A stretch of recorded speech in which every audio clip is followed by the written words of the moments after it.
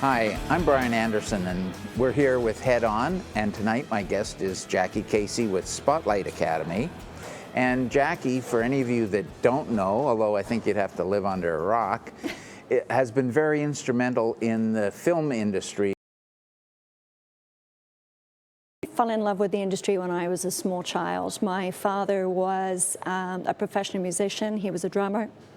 And right at a very early age, I craved being on the stage. I used to go watch my father play. When I was about 12, 13 years old, their band that he played in didn't have a girl singer. And I told my father I was adamant that I could do it. And the band leader gave me a chance. And I sang for the first time, probably terribly, but that led to a career that lasted. I sang on and off for about 15 years, and ended up singing all over the UK with various different stars in the music industry. And how did you make the transition then from music to movies? Well, from music to movies, that was simple. In high school, loved music and drama, but I had a mentor, a teacher called Mrs. Duckworth, who took me under her wing. I was in every school play, and I attended Mycrocroft's National Youth Theatre. I appeared opposite Timothy Spall, who is now Sir Timothy Spall, and as a young sort of rat pack of theatre in London, I got to appear with Timothy and Danny Peacock and Toya Wilcox on the cult movie Quadrophenia. And Quadrophenia was filmed in Brighton, along the beaches of Brighton and Hove, and it became it's a cult following. And the lead in the movie was Sting. It was produced by The Who, so I got to work with Roger Daltrey and the members of The Who on a daily basis, and just got to hang out with some of England's royalty as far as the music industry is concerned. So the music industry and the film industry fit very well together at that time. I was just fortunate, the right place at the right time. So then how does an up-and-coming English star end up in Nanaimo? Well, that's a simple story too. I met and fell in love with one of your Nanaimo heroes in terms of hockey, the last person to make it to the NHL. From Nanaimo, ex-coach of the Nanaimo, ex-assistant coach of the Nanaimo Clippers. Trent Casey is my husband, and he was playing hockey over in the UK. And we met and had a very short, brief, beautiful relationship, but that ended up with an invitation to spend the rest of my life in Nanaimo. And as soon as I came, I fell in love with it, and you know, we've been here for 23 years now. Well, that's great. Now, one of the things that I know you've been instrumental in helping other people, so it probably carries on where you were mentored, now you're mentoring other people. And our audience would probably be interested because I think there are people out there that have their princess they would like to see become a Cinderella. So how would people do that? Well, I think first of all, most kids that love to sing and dance, you know, you have kids that enjoy sport, and you have kids that enjoy the arts, you have kids that enjoy visual arts, but the kids that come to me are kids that like to perform the same way that I did when I was a child. So they're kids that like to sing and they like to dance, but we're fortunate with our geographical location. Yes. You know, a Hopser and one in Vancouver is the film industry.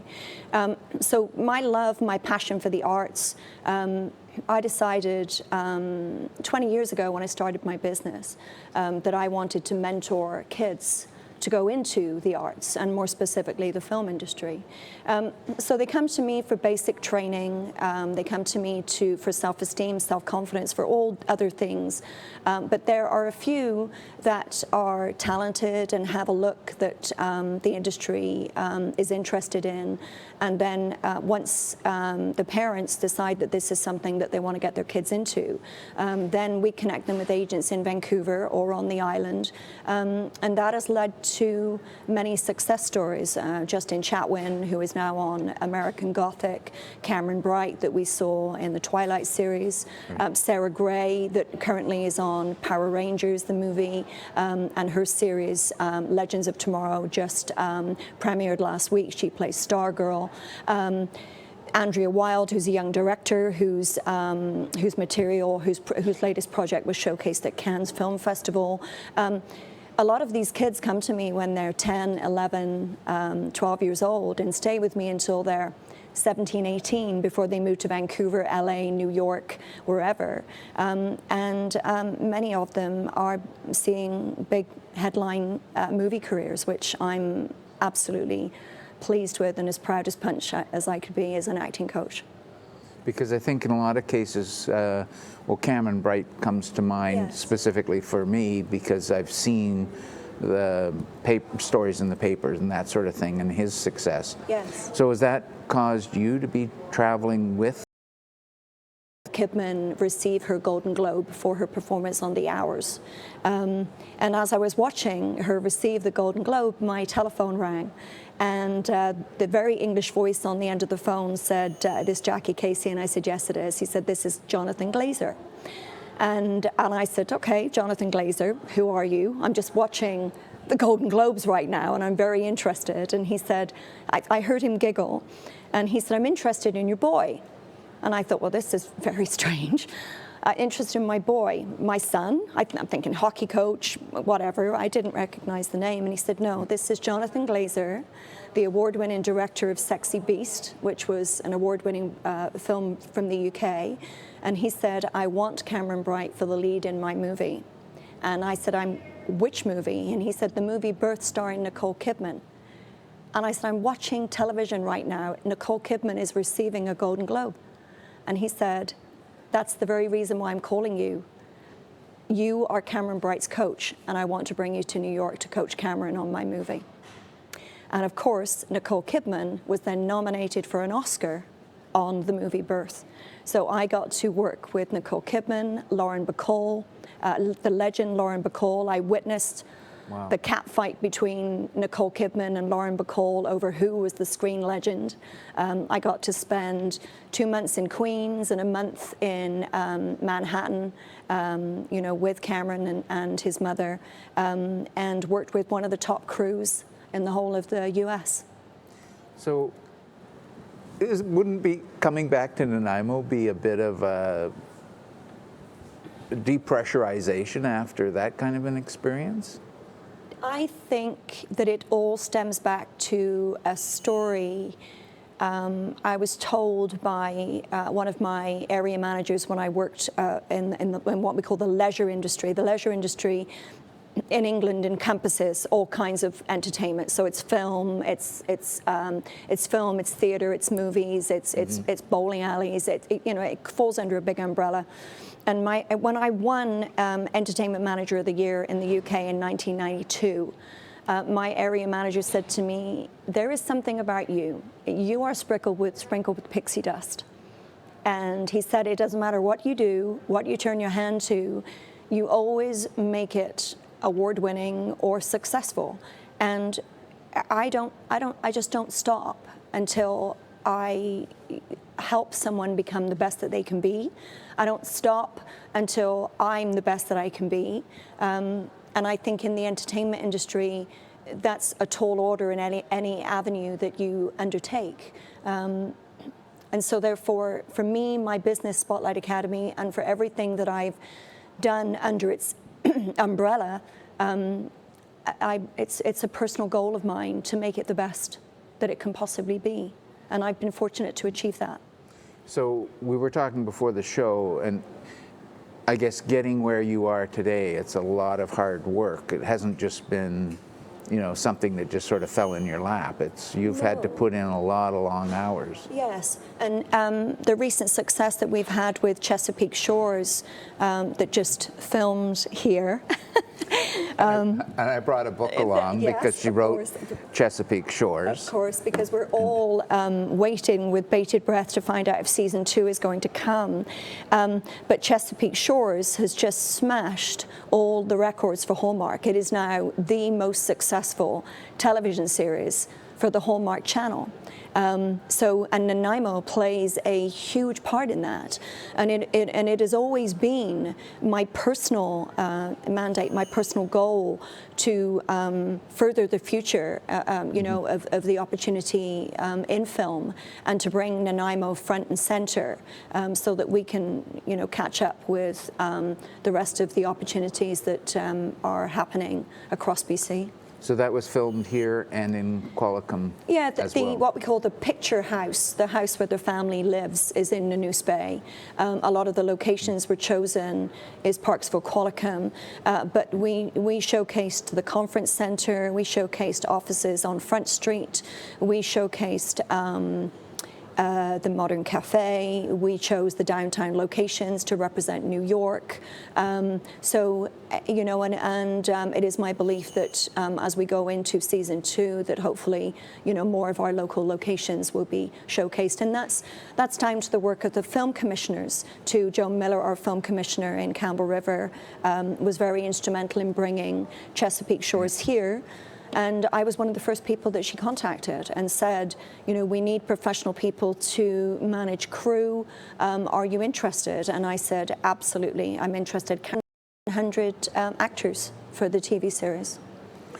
I saw an item that you posted on Facebook, Yes. and I was flabbergasted at the number of people that you commented on that had or played a part in Yes. putting that together.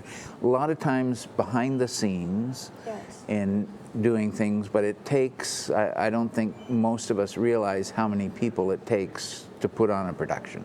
Oh, there were 189 crew members. There was 8,000 rooms booked locally that accommodated the crew. The crew get per diem that they spend every day. From my job as casting director, sometimes I would be up at 5:30 in the morning because I'd have 5:30 a.m. call times, and people would get lost, not be able to find their way to location, forget their paperwork, forget their costumes, forget their wardrobe. And then I would be up until 2 a.m. the following morning casting for the next day. So. So the hours are grueling, but there's a certain amount of satisfaction in completing the task. Halfway through the TV series, I was so exhausted because of the hours that I was putting in, but it was because of Nanaimo. It was because of my city and my love of the local film industry that I needed to complete. I needed to finish the TV series, and I think most of the reason why I'm seeing such a tremendous amount of support is because many of the casting directors in Vancouver knew that it was going to be hard in order to be able to the 3 months. But I think when somebody has a passion for something like that, it shows through, and I think it carries and inspires a lot of other people around them, and maybe that's why it's showing the excellence it has. Well, so many people wanted to be a part of it because it was filming locally. So many, there was a tremendous amount of patriotism that surrounded Chesapeake Shores and the locations in Nanaimo. And so I tried, you know, I used local businesses with my assistants to do local casting calls. And I tried very hard to feature as many Nanaimo people as I could, because I feel that that was my duty. I owed it to our community to feature as many as I could. Now I want to quickly back up, because some people are going to think that I just skated over my head, but you mentioned a cat fight. Oh, yeah, it wasn't really a cat fight. So is this just no personalities? Well, for people that know movie history and movie trivia, Lauren Bacall was married to Humphrey Bogart, and that goes back to the glory days of film and TV. And Lauren Bacall was classed as a movie legend because of the work that she did in film. She was the grand dame. Birth, Ms. Kidman, as Lauren Bacall as, Ms. Kidman, you know, was referred to as a screen legend because, of course, she is, and deservedly so. But Lauren Bacall didn't like, I can't say she didn't like, Lauren Bacall was perturbed that Nicole Kidman was referred to as a legend, and they had words on set. And Nicole was very gracious, but Lauren Bacall definitely let Nicole know that she wasn't a screen legend. And I guess that's a bit different, because if you've been in the industry or any industry for quite a period of time, it's sort of hard maybe to take not a back seat, but give other people that kind of opportunity. Well, it is, and that was the glory. That was the glory that was portrayed in that movie by Jonathan Glazer as a director. Nicole Kidman was at the prime of her acting career during that movie, and it is. She has openly stated that it is her favorite role on the movie Birth. Lauren Bacall, on the other hand, was at the end of her career, and because the storyline deals with a young boy that we believe is reincarnated and comes back as Nicole Kidman's husband in the movie.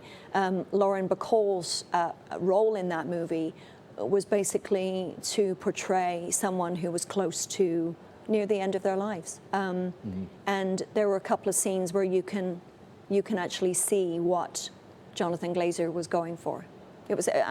She was a screen legend that was possibly playing one of her last roles in film.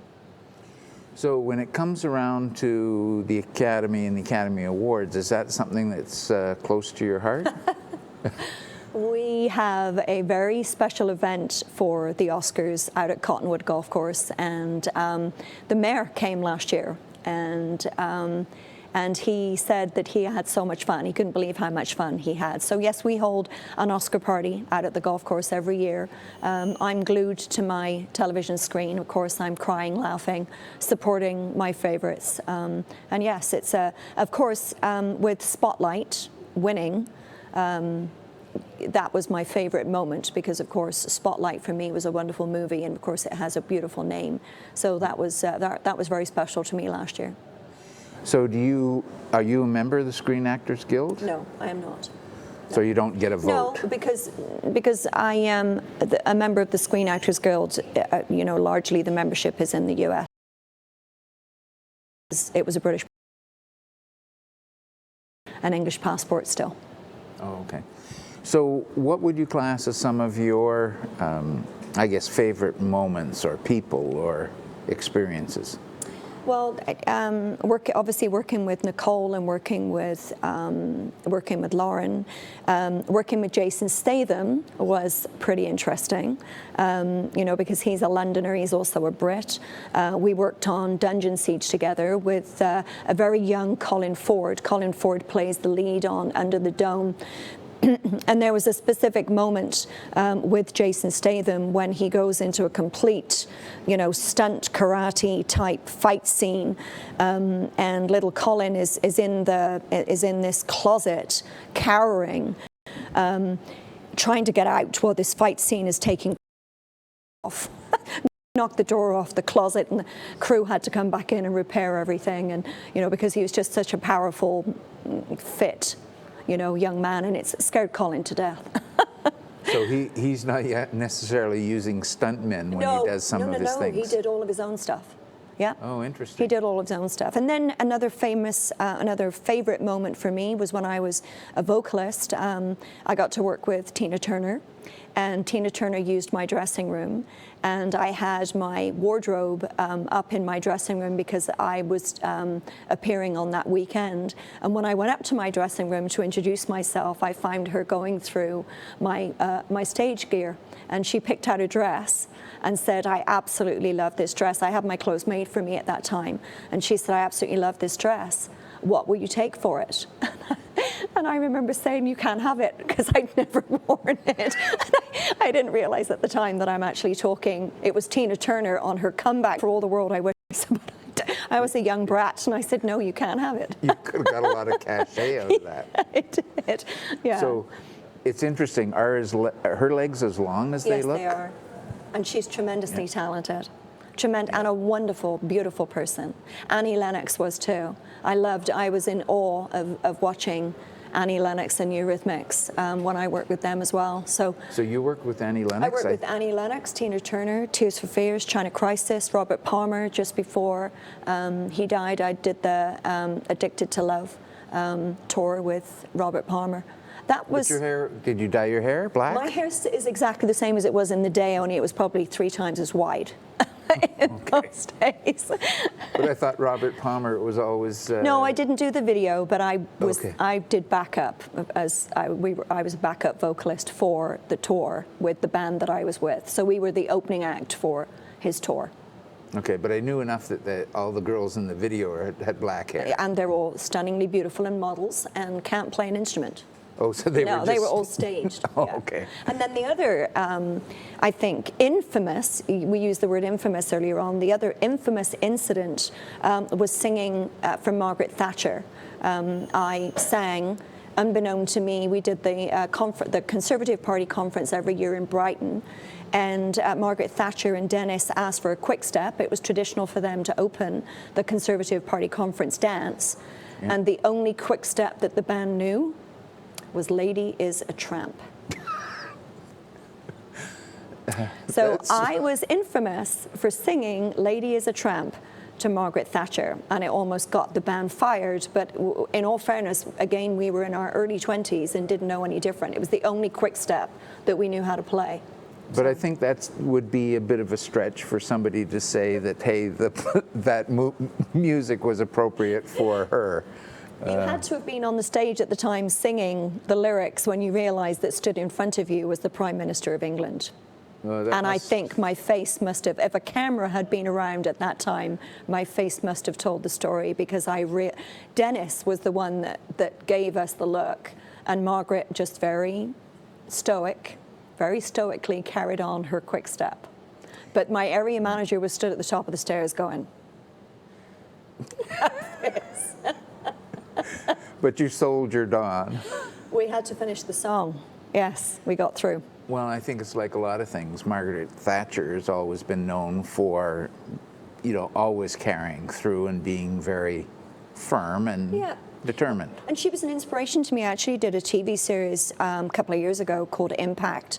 Impact, I was an actor on the TV series, and Impact was about, the end of the world and how these prime ministers of various countries were announcing to their people what to do in the last, hour of their lives and things like that. And I actually used Margaret Thatcher as my scene study, in order to prepare. Interesting. Yeah. So you're able to take personal experiences and then use that where it's appropriate. And I actually used her too I did the J.K. Rowling movie, Magic Beyond Words. It was the J.K. Rowling story about the Harry Potter and how that came to pass. And I played the original bookstore owner where J.K. Rowling did her first reading. And I used Maggie for that character too. Interesting. Mm-hmm. So that sort of mixes, I guess, what you call a lot of old world and new world in a lot of ways. I'm 58, Brian. I've been around a long time. Sorry, I didn't mean to go there, but... No, that's fine. You can go there. I don't mind. I've seen a lot of life, and as I said, I turned professional when I was 15 years old. So both in England, in the UK, all over the UK, and here, Toronto, New York, LA, and Nanaimo, Vancouver, and Victoria, which we do a lot of work in the film industry. I've experienced a lot. I've been very, very, very fortunate, and I continue to be.